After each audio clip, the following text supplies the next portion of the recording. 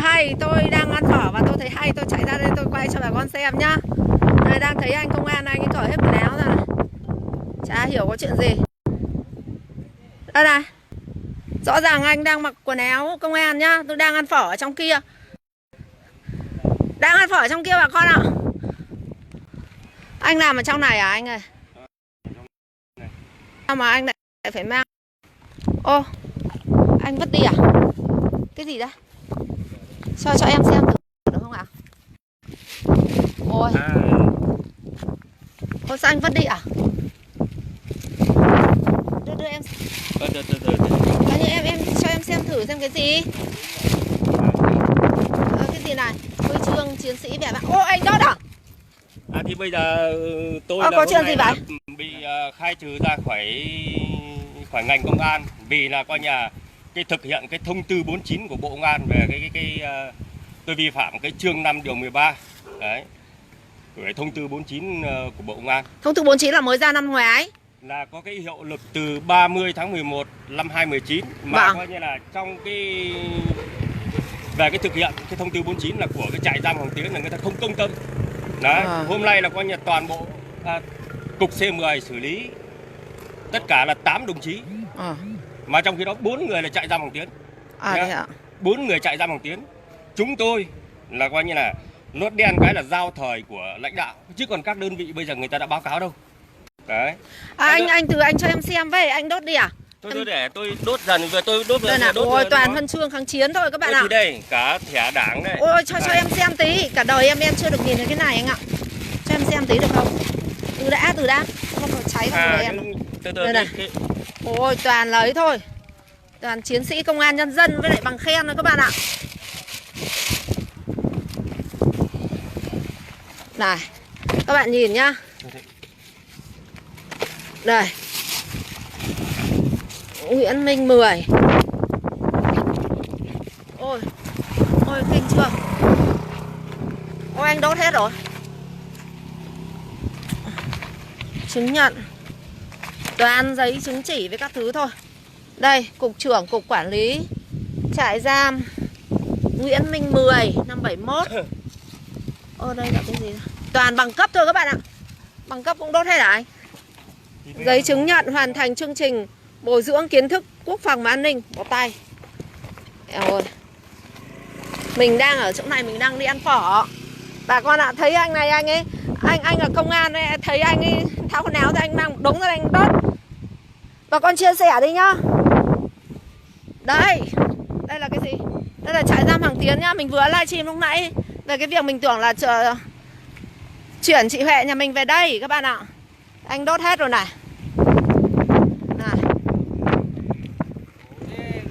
Đây, anh đốt hết quần áo. Cái bộ quần áo này là quyền lực đấy anh ạ. Bộ quần áo này mặc ra đường là quyền lực kinh khủng luôn đấy. Quyền lực thì coi như là bây giờ khi tôi không còn là công an thì cái gì nó không còn liên quan đến tôi bỏ hết. Đây, khổ thân anh. Những cái này là coi như là Bộ Công an là coi như nó cấp phát trong thời gian công tác. Tôi năm nay là công tác 27 năm. 27 năm mà xét về đủ điều kiện tiêu chuẩn là đủ điều kiện nghỉ hưu theo cái chế độ bảo hiểm xã hội là đóng bảo hiểm liên tục 25 năm mà tôi 27 năm mà tôi xin nghỉ hưu các ông không cho, mà hôm nay là cái ngày tước danh hiệu công an nhân dân đối với chúng tôi. Hôm nay là ngày tước danh hiệu công an nhân dân của anh à? Cách đây nó chỉ nửa tiếng tôi còn là đồng chí đồng đội của các ông trong Bộ Công an. Vỗ tay. Đấy. Thua. Và khai trừ ra khỏi đảng tôi. Mặc dù như thế mà coi như là đấy. Em giữ lại làm sao được, của anh ấy mà. Không công tâm minh bạch. Đấy, trong kia là tôi cũng họp, tôi cũng nói rồi. Mà coi như là tôi về đây công tác 12 năm.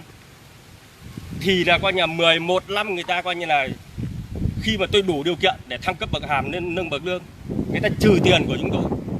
Trừ tiền của chúng tôi để quan hệ lên trên. Mà cái thông tư 49 đây là coi như là nêu rất rõ. Nếu mà quan hệ thì có phải là đằng kia là nhận hối lộ không? Mà đã hối lộ thì người ta phải xử lý theo thông tư. Đấy.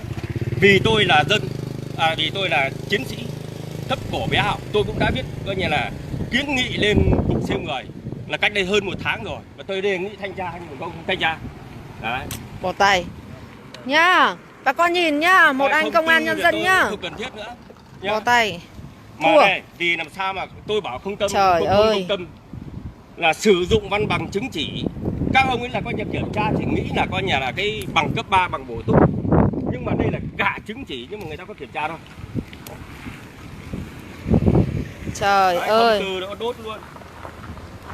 Không có, không chỉ có một Bằng trung học cảnh sát nhân dân đây. bó tay. Thôi, thua. Sao anh lại đốt cả bằng đi vài phí lắm đây. Cái kia là phấn đấu cả đời mới được treo ở nhà đấy. Danh dự lắm đấy anh ạ. Xin thưa ông đại biểu Lưu Bình Nhưỡng nha. Ông trên diễn đàn quốc hội ấy, ông nói là coi như là lực lượng công an sử dụng văn bằng chứng chỉ giả, nhưng mà ông không có cơ sở. Tôi chỉ cung cấp cho một điều này. Tôi cũng trường học luật, học trường luật nha.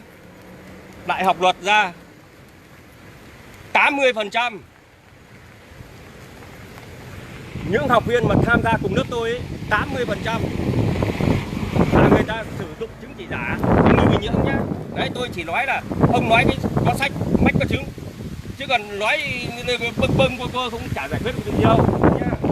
80% sử dụng chứng chỉ giả. 80% Bó tay. học Thua. lớp đấy luôn. Xong. Công an đấy.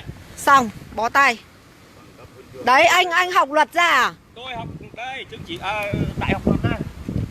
Anh đốt cả bằng luôn à? Đốt hết. Rồi ôi. Đốt luôn. Trời ơi. Anh có biết là mẹ học đại học luật là niềm mơ ước của em không? Đây. Anh ấy đốt hết rồi bà con ạ. Nhá, không chỉ có một Lê Chí Thành nhá. Đây. Này, Tôi cho xem này. cho em mượn. Em thích cái trường luật này lắm nhưng mà em không thi được vào đây. Degree of Bachelor này, Law này, bằng cử nhân ngành luật. Bó tay, thôi xong. Chán nhỉ. Đời. Giàu có thì nó ghét, đói rét thì nó khinh, thông minh thì nó tìm cách tiêu diệt bà con ạ. Không, tôi không nói về cái vấn đề đấy. Bó tay. Đây. Chiến sĩ vẻ vang 15 năm công tác đây.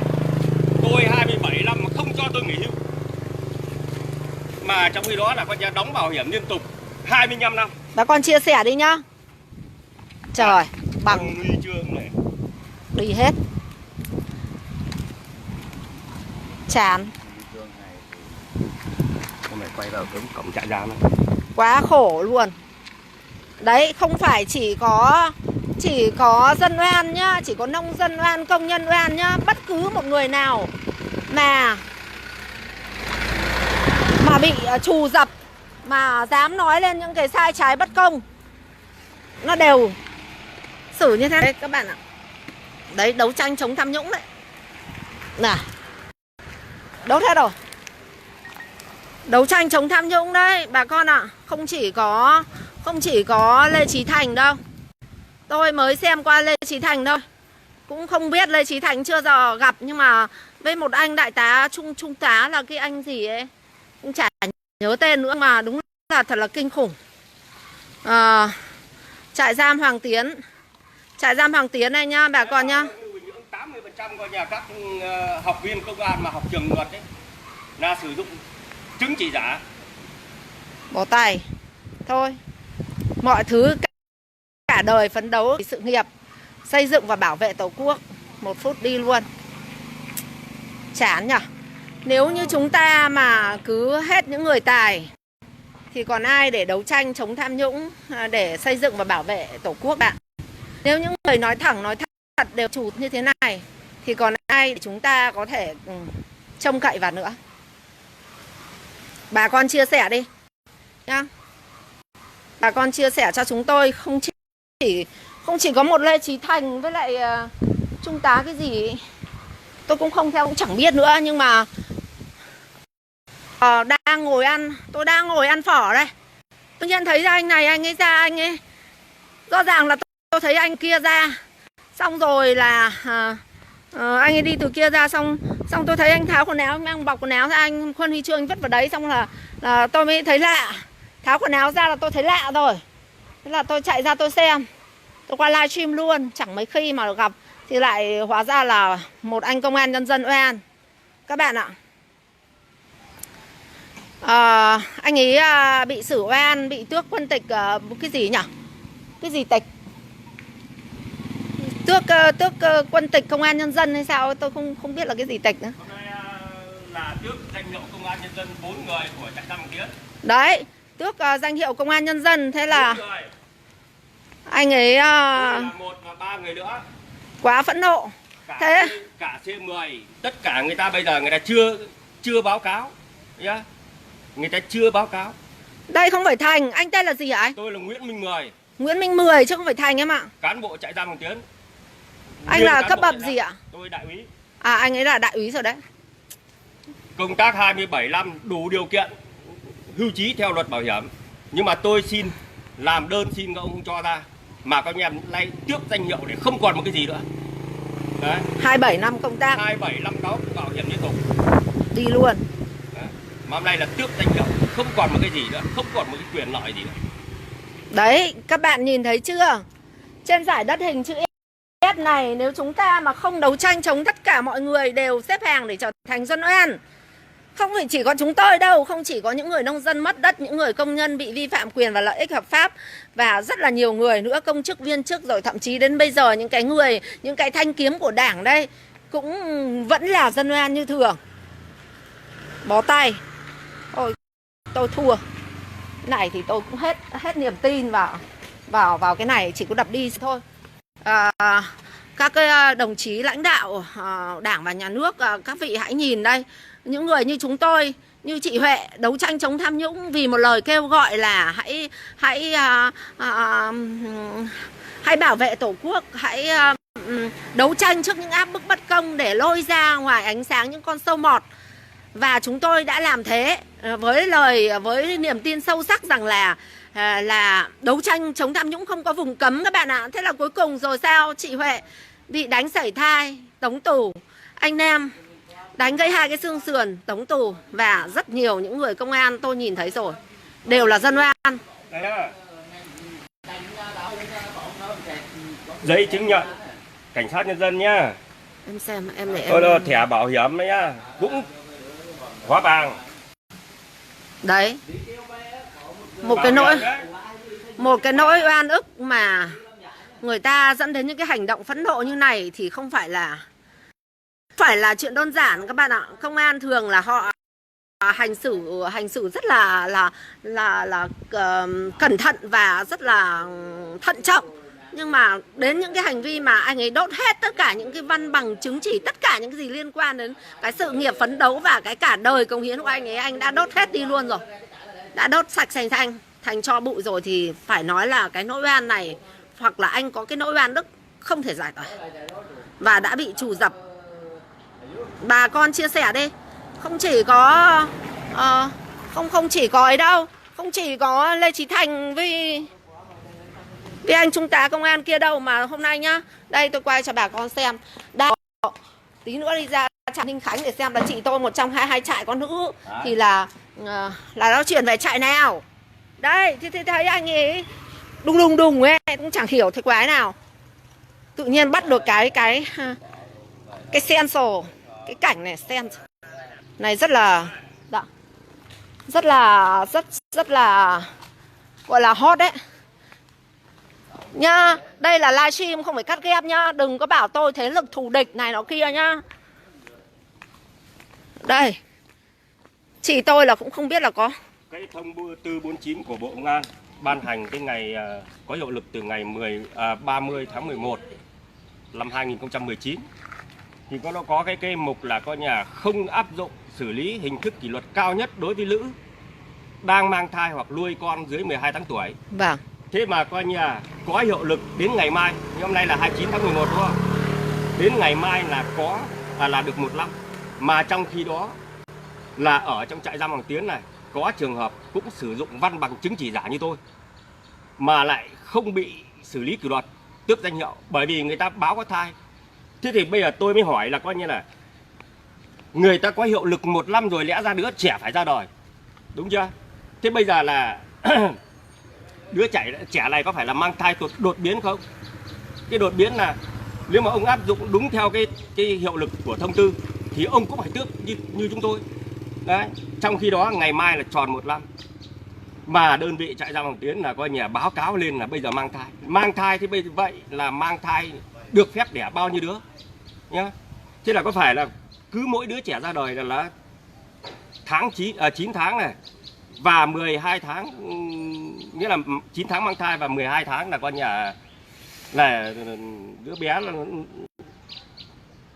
thì là coi như mẹ nó lại tiếp tục mang thai lần nữa. Thì vậy đấy là cái giấy thông hành cho mẹ nó là coi như tiếp tục công tác mỗi lần được 21 tháng. Đấy, cái thanh bảo kiếm sắc bén của Bộ Công an nó là như thế đấy. Đấy nhá. Đấy, coi như là 12 năm tôi công tác ở trại giam Hồng Tiến thì là 11 năm là trừ cái tiền mà coi như là lên hàm của cán bộ chiến sĩ. Một đơn vị hơn 600 cán bộ, trừ ở cái mức là mức theo cấp bậc hàm từ 400 đến 1,5 triệu. Thế bây giờ tôi nói tính bình quân là coi như là lấy thành 800 một người đi. Mà 650 cán bộ chiến sĩ mà chia ra mỗi năm 1/3 mà để các ông ấy quan hệ lên trên để coi như là thăng cấp bậc hàm cho tôi. Mà trong cái đó đủ điều kiện nên hàm, nên lương là coi như là chỉ cần hoàn thành nhiệm vụ. Trong khi đó là có những đồng chí là coi như là đến 6 năm liền, 5 hoặc 6 năm liền thi đua cơ sở, thậm chí thi đua coi như là toàn ngành vẫn bị trừ tiền. Thế bây giờ cái quan hệ này có phải là coi như là đưa và nhận hối lộ không? Thế nếu mà lên trên là đưa nhận hối lộ, thế vậy xử lý theo cái thông tư 49 của Bộ Công an đi. Anh ơi, 1 tháng thì anh được tất cả cái tiền lương và trợ cấp là được bao nhiêu tiền ạ? Lương của anh là coi như là 6,2 là được 15.600.000. 15.600.000 và bây giờ là sau bao nhiêu năm công tác đáng nhẽ là phải có hưu rồi đúng không? Đúng rồi. Thế xong bây giờ là thôi luôn đúng không? 25 năm đóng bảo hiểm liên tục. Điều hưu tôi cũng đã làm đơn gửi lên trên CG. Tôi đã làm rồi nhá. Mà năm nay tôi bước sang năm thứ 27 cho về trắng tinh luôn. Đấy. Cả đời phấn đấu cuối cùng là lại cho tàn trở về với cát bụi thôi. Nhân tình thế thái còn lại đống cho tàn đây này. Tất cả 25 năm công tác của anh công an này tôi cũng chưa biết anh tên là gì, đã thành cho bụi hết. Hôm nay tôi nghe thấy là anh ấy bảo là có 4 cán bộ ở trại giam Hoàng Tiến này là bị tước quân tịch. Còn lại vâng, còn 4 người ở đâu nữa hả anh? Còn 4 người thì ở 3 đơn vị khác. Thế có ở chỗ nào, có ở Hỏa Lò không? Hỏa Lò có cái nào? Hỏa Lò là trung tâm, trung ương, gần đầu não, gần thủ đô, gần Bác, gần Ba Đình, nên là không có ai bị tước quân tịch. Đấy, bà con nhìn thấy nhá. Đây là tôi tình cờ tôi gặp nhá. Các bạn thấy chưa? Ôi giời ơi, hot trend. Đấy, tôi đã bảo với các bạn rồi. Nếu như mà chúng ta cứ im lặng trước áp bức bất công, cứ để cho tham nhũng và lợi ích nhóm nó trà đạp thì trăng trống thì chảy các bạn cũng xếp hàng để làm dân oan cả thôi. Cái anh đấy anh đi rồi. Đây là cái trại giam Hoàng Tiến nhá. Tôi ăn phở để tôi đi về đây. Mệt quá. Hại gì mà hại. Theo khoản Hiến pháp khoản 2 điều 8, người dân có quyền giám sát. Điều 28 của Hiến pháp là công dân có quyền tham gia quản lý nhà nước và nhà nước phải tạo điều kiện cho công dân tham gia quản lý của mình nhá. Luật công chức và luật công an nhân dân cho phép tôi quay và thể hiện cái sự giám sát của một người công dân. Và cái việc này tôi bắt gặp, tình cờ tôi bắt gặp khi tôi đến đây để tìm tìm hiểu xem là cái trại giam này nó ở đâu như nào, để nếu mà chị tôi hoặc em tôi mà bị chuyển vào đây thì tôi còn biết đường đi mà tiếp tế. Tại vì về cơ bản là từ khi chị Huệ bị bắt ngày 16 tháng 10 năm 2019 đến giờ tôi là người tiếp tế duy nhất nha. Thế là chả có cái gì để nói là làm hại cả. Hại làm sao mà hại, tôi chỉ phản ánh đúng cái thực tế khách quan thôi. Không có cái gì làm hại cái anh đấy cả. Mà tôi cũng chẳng biết tên anh là gì. Nhưng mà chúng ta nhìn thấy là chúng ta phải lên tiếng, phải nói. Chứ chả nhẽ ôi giời sợ quá thế nọ kia, các bạn thôi đi về, không vì việc của mình. Thấy ăn tìm đến, thấy đánh tìm đi. Muôn đời các bạn chỉ là con hến thôi nhá. Tôi ăn phở. Xin chào nhá, mệt quá. Chiều lại còn phải đi Ninh Khánh nữa. Tôi cũng chưa biết Ninh Khánh là ở đâu, mà cũng không biết là chúng nó định chuyển chị tôi về chỗ trại nào. Mệt mỏi.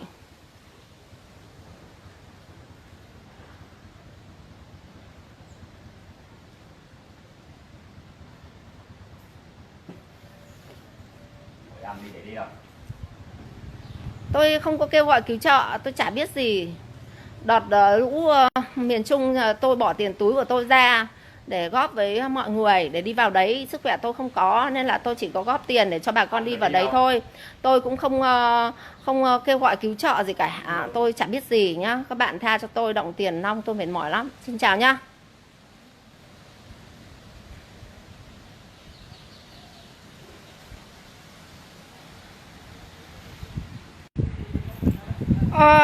Bà con ơi, tôi đang ở trại Hoàng Tiến nhá. Nhưng mà ở đây có chuyện gì đấy rất là hay. Tôi đang ăn phở và tôi thấy hay, tôi chạy ra đây tôi quay cho bà con xem nhá. Đây, đang thấy anh công an, anh ấy cởi hết quần áo ra này. Chả hiểu có chuyện gì. Đây này, rõ ràng anh đang mặc quần áo công an nhá. Tôi đang ăn phở ở trong kia. Đang ăn phở ở trong kia bà con ạ. Anh làm ở trong này à anh ơi?